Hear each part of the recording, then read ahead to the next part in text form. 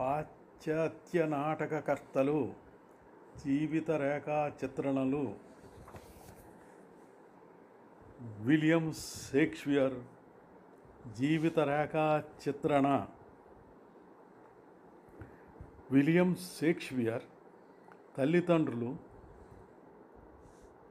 John Shakespeare వర్తకుడు, Mary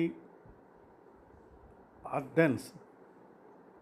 Shakespeare 26 April 1564 సంవత్సరంలో జన్మించాడు.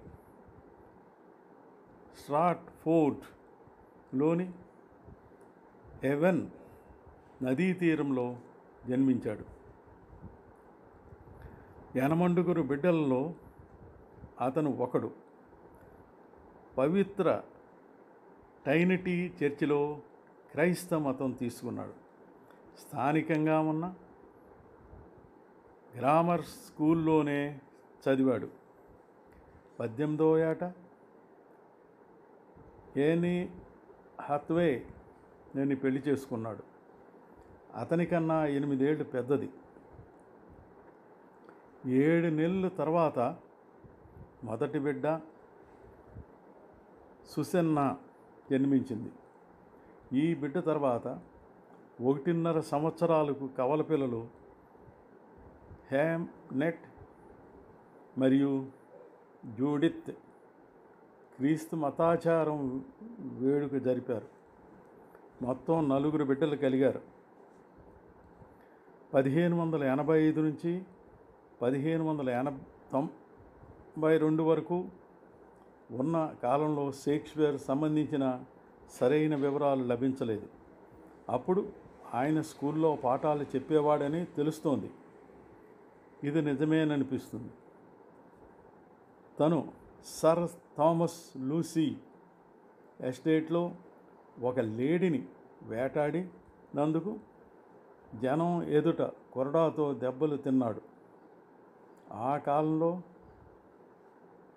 స్ట్రాట్ఫోర్డ్ వదిలి వెళ్ళిపోవాల్సి వచ్చింది. కానీ అతని కుటుంబం స్ట్రాట్ఫోర్డ్లోనే ఉండిపోయారు. 18వ ఏట లండన్ వెళ్ళాడు. అక్కడ నటుడయ్యాడు. కొంతకాలం నాటకశాలలో గుర్రాల కాపరిగా పనిచేశాడు. నాటకాల ప్రాంప్టర్కు సహాయకుడిగా పనిచేశాడు. కొంతకాలం కవిత్వం రాశాడు. తర్వాత నాటక రచయితగా పేరు పొందాడు. 1592కి గొప్ప నాటక రచయితగా లండన్ నాటక రంగంలో గొప్ప పేరు పొందాడు. ఆ కాలంలో మరో గొప్ప రచయిత రాబర్ట్ గ్రీన్ అతనికి అధికారం వచ్చిందని అసూయతో ఎదుర్కొనటం జరిగింది. ప్లేగు వ్యాధి వల్ల, అల్లర్ల వల్ల 1592 నుంచి 1594 వరకు నాటకశాలలు మూసివేయబడ్డాయి. తర్వాత 1594లో నాటకశాలలు తెరవబడ్డాయి. ఆ డిసెంబర్లో తను రాజసభలో ప్రదర్శించినందుకు గాను డబ్బులు వచ్చాయి. తన సంస్థ ది లార్డ్ ఛాంబర్లెస్లో ముఖ్యమైన సభ్యుడు.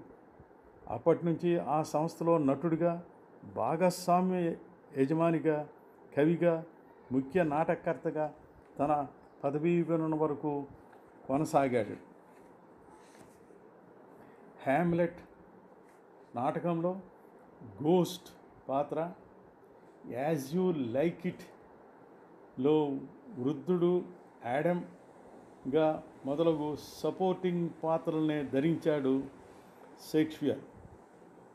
హ్యామ్లెట్ గొప్ప విషాదాంత నాటకం. బైబిల్ తర్వాత దీనిపైనే ఎక్కువ విమర్శలు జరిగాయంటే ఎంత గొప్పతో అర్థం చేసుకోవచ్చు. అందుకే అతను సర్వశ్రేష్ఠుడు. అతను 2 పెద్ద కావ్యాలు, 3 లఘు కావ్యాలు, 160 గీతాలు రచించాడు. 1595 నాటికి ఛాంబర్లీ కంపెనీలో నటుడిగా స్థిరపడ్డాడు. ఆ కంపెనీ షేర్ హోల్డర్ అయ్యాడు. 1599లో గ్లోబ్ థియేటర్లో భాగస్వామి అయ్యాడు. ఎలిజబెత్ రాణి, ఆమె తర్వాత రాజైన మొదటి జేమ్స్ల అభిమానం సంపాదించి చాలా సౌకర్యాలు పొందాడు. గ్లోబ్ థియేటర్లో షేక్స్పియర్ నాటకాలు ప్రదర్శించబడ్డాయి. షేక్స్పియర్ నాటకకర్తగా లండన్లో గొప్ప ఖ్యాతి గడించాడు. 1601లో తండ్రి, 1608లో తల్లి మరణించారు. 1567లో స్ట్రాట్ఫోర్డ్లో ఎక్కువగా ఇల్లు ఉన్న చోట న్యూ ప్లేస్ అనే ఇల్లు కొన్నాడు. తండ్రి అప్పులు తీర్చాడు. జెంటిల్మెన్గా పేరు పొందాడు. షేక్స్పియర్ తన 52వ ఏట 23వ తేదీ ఏప్రిల్ నెల 1616వ సంవత్సరంలో కీర్తిశేషుడయ్యారు. చివరికి స్ట్రాట్ఫోర్డ్ చేరుకుని అక్కడే మరణించాడు. అతని సమాధి పర్యాటకులకు స్మృతి మందిరంగా నిలిచింది. షేక్స్పియర్ రాసిన హాస్య నాటికలు, చారిత్రక నాటికలు, ట్రాజడీ కామెడీలు మొదలగు ప్రపంచ రంగస్థలం మీద ఎన్నో విజయవంతమయ్యాయి. 36 నాటకాలు కలిపి ఒక సంకలనంగా పెద్ద పుస్తకంగా వచ్చింది. అది ఫస్ట్ ఫోలియో అంటారు. ఇంకా 3 నాటకాలు విడిగా ఉన్నాయి. మొత్తం 39 నాటకాలు రాశాడు. మరికొన్ని విషయాలు రెండవ భాగంలో